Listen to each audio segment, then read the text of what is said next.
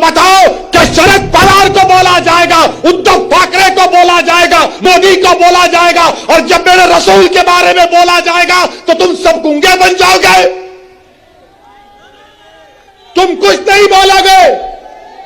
मैं आपसे मुखातिब नहीं हूं, मैं इख्तिदार की कुर्सियों पर बैठने वालों से पूछ रहा हूं, बताओ, बोलो। शरद आपको बता रहा हूं और आप गवाह हैं मेरी इस बात का कि जब कमली वाले पर कोई अनाप शनाप बकता है तो कोई नहीं बोलता। भारत के मुसलमानों, मेरी इस बात को याद रखो, ये रात अंधेरी रहने वाली है, लंबी अंधेरी रहने वाली। अगर तुम ये समझ रहे हो कि कोई सेकुलर पार्टी आकर तुम्हारे इस अंधेरे को दूर करेगा, ये अंधेरा क्या है? फिरका परस्ती का अंधेरा, नफरत का अंधेरा।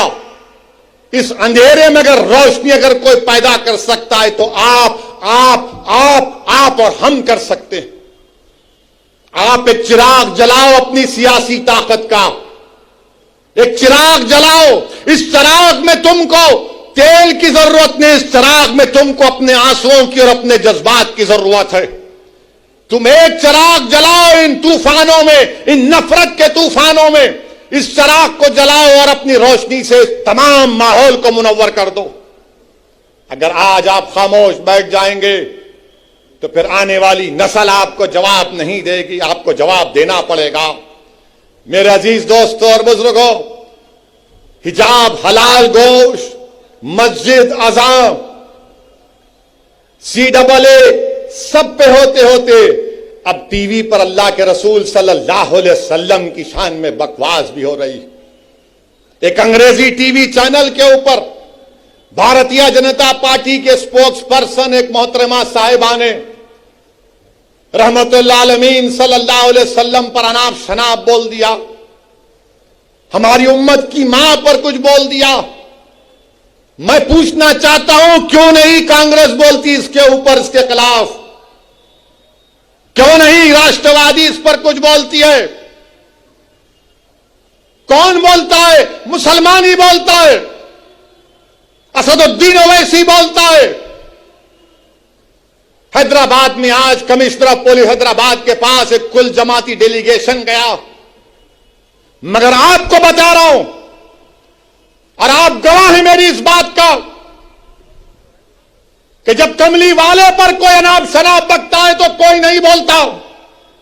उद्धव ठाकरे के बारे में अगर कोई बोलेगा तो उसके घर को जाकर उसको धमकी दी जाएगी या उसके मुंह पर कालिक फेंकी जाएगी।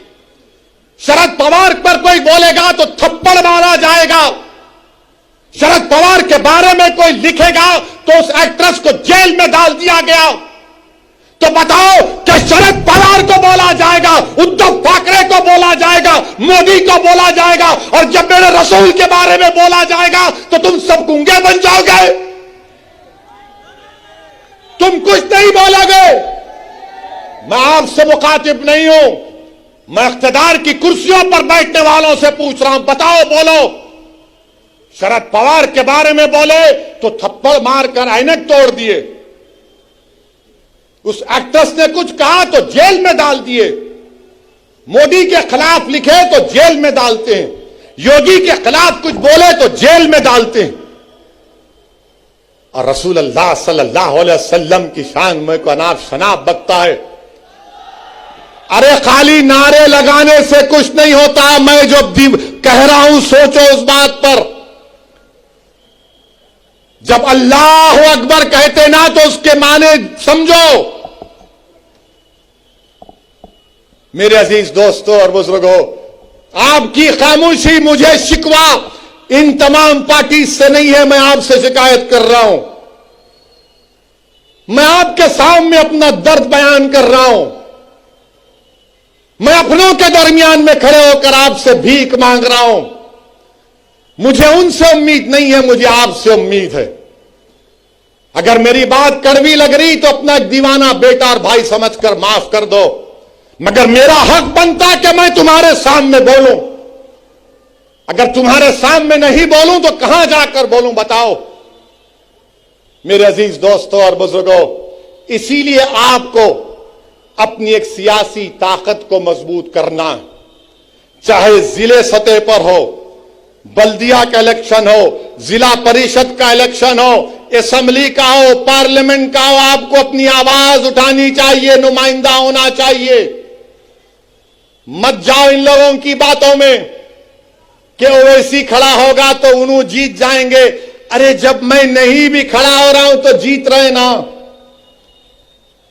मुबारकपुर से ताल्लुक रखने वाले कितने यहां पर बताओ, हाथ उठाओ। मुबारकपुर से कितने लोग हैं कि जामिया अशरफिया की बिल्डिंग को तोड़ा गया, कुछ समाजवादी के लोग बोले? नहीं बोलेंगे। फिर आप क्या करेंगे? नहीं इलेक्शन आए, नहीं ओवैसी बोलता अच्छा भाई, मगर आप क्या करेंगे? आप याद रखो, आप हुकूमतों को नहीं बदल सकते, आप अपने नुमाइंदों को कामयाब कर सकते हैं। आपको अपने नुमाइंदों को कामयाब करना है। और हम भारत के प्रधानमंत्री से अपील कर रहे हैं, रिक्वेस्ट कर रहे हैं कि देश के प्रधानमंत्री आप अपने नेशनल स्पोक्स पर्सन के खिलाफ एक्शन लीजिए। अगर आप सबका साथ, सबका विकास, सबका विश्वास की बात करते हैं, आप हमारे खिलाफ रहिए, मगर इतना नफरत मत करिए कि जिसके नाम का सदका हम खाते हैं आप उनके नाम के बारे में अनाप शनाप बक दें। जिसके नाम का हम सदका खाते हैं, देश के प्रधानमंत्री हम आपसे अपील कर रहे हैं कि अल्लाह के रसूल सल्लल्लाहु अलैहि वसल्लम के बारे में आपके स्पोक्स पर्सन ने जो अनाप शनाप बका, आप मुसलमानों के भी प्रधानमंत्री हैं, आप देश के प्रधानमंत्री हैं, आप बता दो ये चीज गलत है, उसको रोको, आप केस बुक करो। देश के प्रधानमंत्री को यह काम करना चाहिए। करेंगे नहीं करेंगे मुझे नहीं मालूम, मगर मुझे यकीन है कि जिसने भी इस तरह की अनाप शनाप बका है उसको उसका सियासी चराग उठता जाएगा, उसको सिक्योरिटी मिलेगी, उसको बड़े बड़े ओहदे दिए जाएंगे। मगर हम देश के प्रधानमंत्री से अपील कर रहे हैं, ये जो अपने आप को सेक्युलर पार्टी कहते हैं, शरद पवार साहब आपको बोलना चाहिए। आपके बारे में कोई बोला तो थप्पड़ मार देंगे। उद्धव ठाकरे आपको बोलना चाहिए, मुखालिफत करो आप, मजलिस की कोई एतराज नहीं है, मगर हर चीज की एक हद होती है। किसी को इस बात की इजाजत नहीं है कि आप किसी भी मजहब के बारे में, उनके बड़े बड़े लोगों के बारे में आप अनाप शनाप बक दें। मुझे भी इख्तलाफ है बीजेपी से, शिवसेना से रहेगा जिंदगी भर। मेरे अजीज दोस्तों और बुजुर्गों, मैं आपसे अपील कर रहा हूं कि मुत्तहिद रहिए, और बीजेपी से अपील कर रहे हैं कि ये आप नेशनलिज्म का, भारत से मोहब्बत का दर्स हमको मत दो। आप, हम वो लोग हैं जो हमारे बुजुर्ग जेल में थे,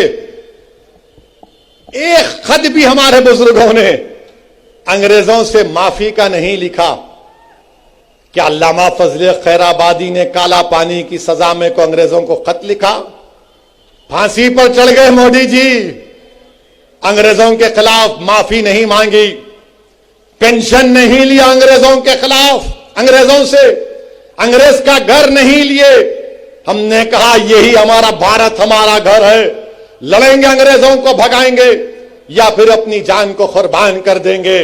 और जिस शख्स का तुम जश्न मना रहे हो, क्या उसका नाम महात्मा गांधी के कपूर इंक्वायरी कमीशन में नहीं आया?